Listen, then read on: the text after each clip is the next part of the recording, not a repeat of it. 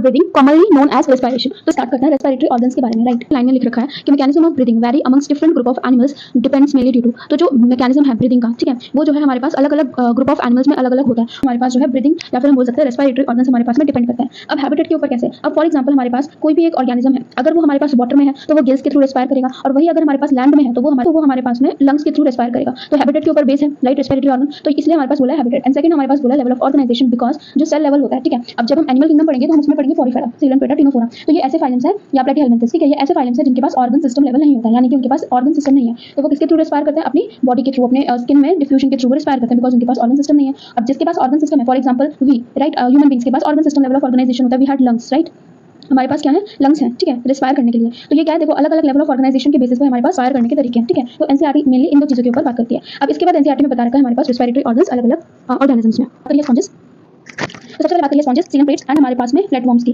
तो ये हमारे पास में रेस्पायर करते हैं bye simple diffusion, simple diffusion, ठीक है। अब ये सिंपल डिफ्यूजन क्या होता है, सपोज ये इनकी है बॉडी, राइट, सपोज इनकी है बॉडी, समथिंग जो भी से समझ लो, ठीक है, तो ये बॉडी है इनकी, ठीक है। तो बॉडी में डिफ्यूजन के थ्रू, यानी कि नॉर्मल इस तरीका मैकेनिज्म है ब्रीदिंग का, वो होता है, ठीक, डिफ्यूजन के थ्रू, बिकॉज इनमें जो है हमारे पास में ऑर्गन सिस्टम लेवल प्रेजेंट नहीं होता है, ठीक है, ऑर्गन सिस्टम लेवल नहीं होता है। इन सब के बारे में हम लोग पढ़ेंगे एनिमल किंगडम के बारे में, बट मैं बता देती हूँ कि जो स्पॉन्जेस फाइलम हमारा आता है पॉरीफेरा में, ठीक है। तो ये इसके पास सिर्फ हमारे पास सेल लेवल तक ही होता है, ये वाला।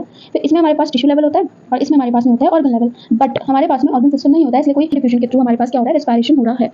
उसके बाद एनसीईआरटी ने बात करी है अर्थवॉर्म की, ठीक है, अर्थवॉर्म की।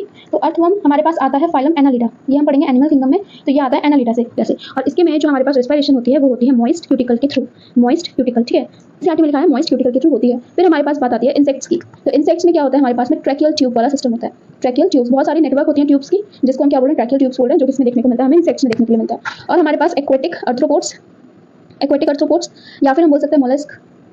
मोलस्क में क्या होता है, गिल्स होता है, दैट इज ये वाला गिल्स होता है, ठीक है। तो ये हमारा कवर करता है लोअर इन्वर्टिब्रेट्स, ठीक, जिसमें क्या क्या हमने बात करी कि स्पॉन्जेस, सीलेंट्रेट्स एंड प्लेटफॉर्म में हमारे पास क्या हो रहा है, सिंपल डिफ्यूजन हो रहा है। फिर हमारे पास में अर्थवॉर्म में क्या हो रहा है, मॉइस्ट क्यूटिकल। अब इसकी ट्रिक हम कैसे याद कर सकते हैं, कोई ट्रिक नहीं है, बस एक समझने का तरीका है। हमने अर्थवॉर्म देखा है, जिसको हम हिंदी में केचुआ बोलते हैं, राइट। तो वो कुछ ऐसा होता है, मतलब बहुत ही उसकी जो बॉडी होती है वैसे लगता है कितनी चिकनी चिकनी चिकनी सी होगी, राइट। तो दैट इज, उससे हम एक तरीके से याद कर सकते हैं कि मॉइस्ट क्यूटिकल, जी है ना, मतलब थोड़ा आई नो कि वो मैच नहीं कर रहा है उस चीज से, बट फिर भी थोड़ा बहुत हम यहाँ से अंदाजा लगा सकते हैं कि हाँ भाई अगर ऑप्शन में आता है तो मॉइस्ट क्यूटिकल किसका है, अर्थवॉर्म का है। फिर इंसेक्ट देखा होगा आपने, ठीक है, फिर आपने इंसेक्ट देखा होगा, सपोज इंसेक्ट, ठीक है। तो इंसेक्ट में आपने सपोज कोई भी इंसेक्ट लिया, तो आप उसमें ना जब ध्यान से देखोगे तो ऐसे करके सेगमेंटेशन प्रेजेंट होती है, राइट। तो याद रखना कि इंसेक्ट्स में हमारे पास क्या होती है, बहुत सारी ट्यूब्स हैं, बस एक याद करने का तरीका है कि बहुत सारी ट्यूब्स हैं, तो यहाँ पे क्या आ जाएगा, ट्रैकियल ट्यूब्स आ जाएगा, ठीक है। अब एक्वेटिक आर्थ्रोपोड्स, अब ये जो इंसेक्ट होता है, अब इस इंसेक्ट का फाइलम क्या होता है, आर्थ्रोपोड्स ही होता है, ठीक है। अब अगर यही इंसेक्ट पानी में रहते हो, एक्वेटिक आर्थ्रोपोड्स हो, तो क्या होगा, हमारे पास में गिल्स के थ्रू रेस्पिरेशन होगा। या फिर मोलस्क एक और फाइलम है, इसमें देखो डबल एल आ रहा है, गिल्स में भी डबल एल आ रहा है। तो यहाँ से याद रखना कि मोलस्क में क्या होता है, गिल्स होता है, और एक्वेटिक आर्थ्रोपोड्स में भी गिल्स होती है। तो एक्वेटिक वर्ड आ गया यानी कि पानी, और पानी में तो क्या होता है, सिर्फ गिल्स होता है, ठीक है। इंसेक्ट याद हो जाएगा, अर्थवॉर्म याद हो जाएगा, और स्पॉन्जेस, सीलेंट्रेट एंड प्लेटफॉर्म में क्या है, सिंपल डिफ्यूजन है, ठीक है। उसके बाद एनसीईआरटी बात करती है, एनसीईआरटी बोलती है अमंग वर्टिब्रेट्स हमारे पास